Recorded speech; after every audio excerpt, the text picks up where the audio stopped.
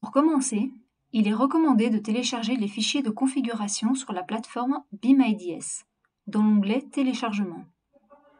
Choisissez le bon logiciel ainsi que la version souhaitée.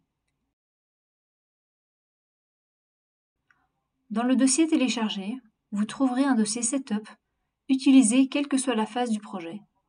Ensuite, un dossier par phase de projet. La première étape consiste à définir correctement vers quelle classification IFC seront exportés les objets. C'est primordial car cela définira leur classification ainsi que les propriétés qui y sont attachées. Il existe une table de correspondance pour faire correspondre les catégories Revit et les classes et types IFC. Pour ce faire, il faut aller dans Fichier, Exporter, Options, Options IFC.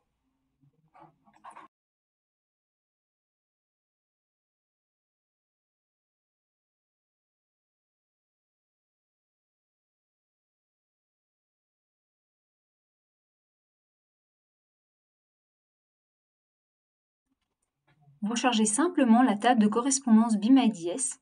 Le fichier se trouve dans le dossier Setup que vous avez préalablement téléchargé.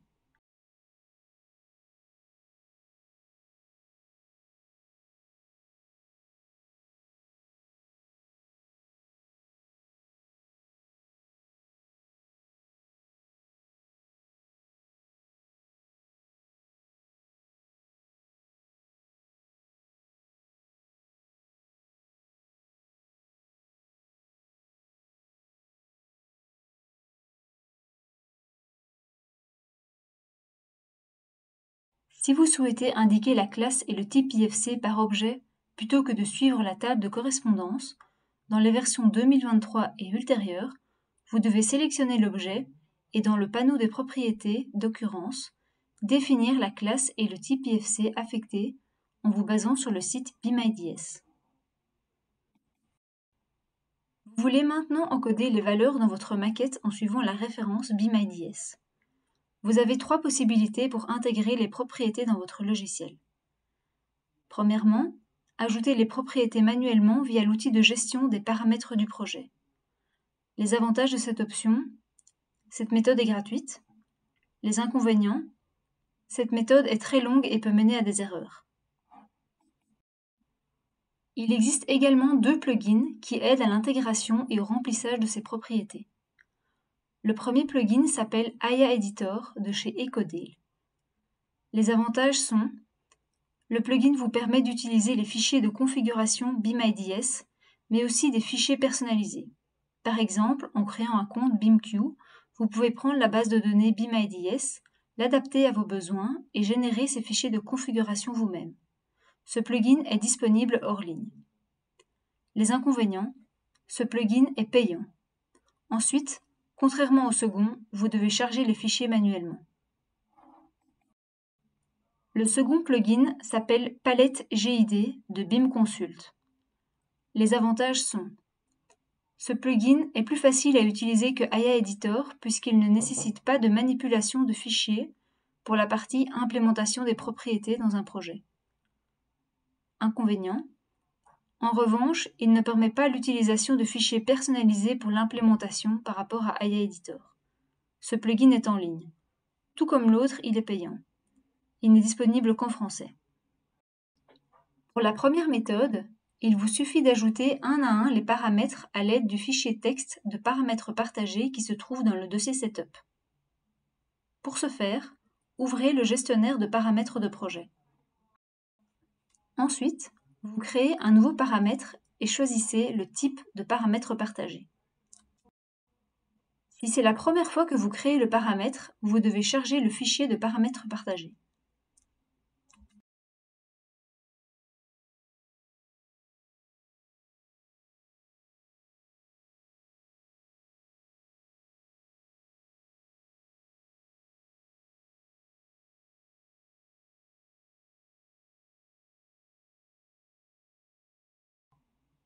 Une fois le fichier de paramètres partagés chargé, il suffit de chercher dans la liste le paramètre que vous souhaitez ajouter.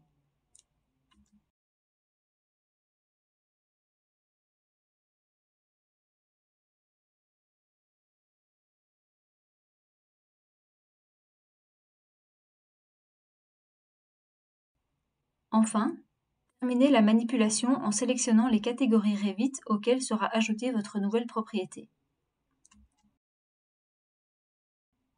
Renouvelez l'opération pour toutes les propriétés. Vous pouvez maintenant remplir les valeurs dans les propriétés désirées.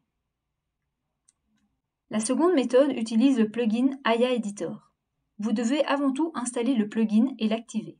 Ensuite, vous devez le configurer en chargeant manuellement les fichiers de configuration disponibles sur la plateforme Be My DS. Ouvrez le panneau Aya Editor Paramètres. Vous devrez charger 3 fichiers.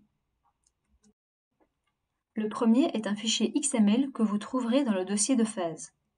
En fonction de la phase dans laquelle vous vous trouvez, vous aurez plus ou moins de données à encoder. À chaque nouvelle phase, vous devez changer de fichier.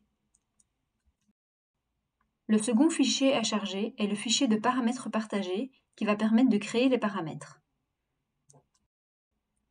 Enfin, vous devez renseigner la classification en écrivant Be My DS Classification. Pour les versions avant 1.4, vous devez encoder Classification BIMQ.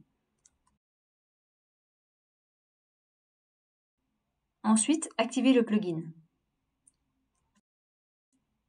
Vous êtes maintenant prêt à remplir les valeurs dans votre logiciel. Sélectionnez l'objet souhaité. Vous devez d'abord sélectionner sa classification. Pour ce faire, sélectionnez l'élément et choisissez sa classification.